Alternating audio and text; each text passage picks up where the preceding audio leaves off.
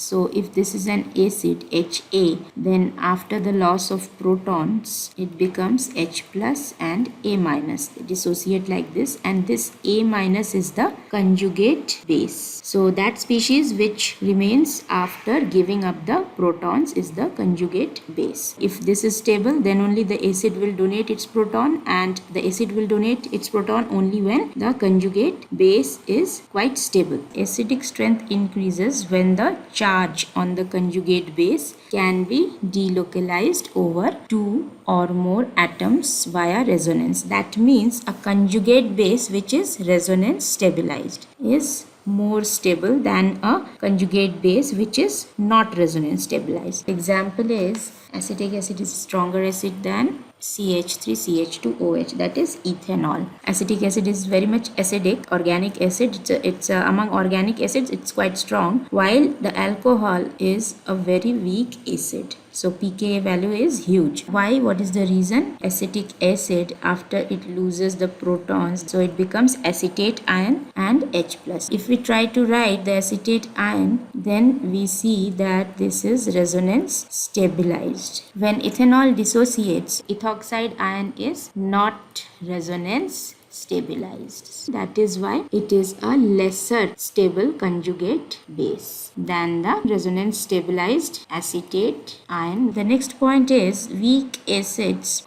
form strong conjugate bases. If the acid is weak, the conjugate base will be strong. When acid is strong, the conjugate base is weak. So it is a vice versa relationship. The next point says that substances with negligible acidity form very strong conjugate bases. Ammonia.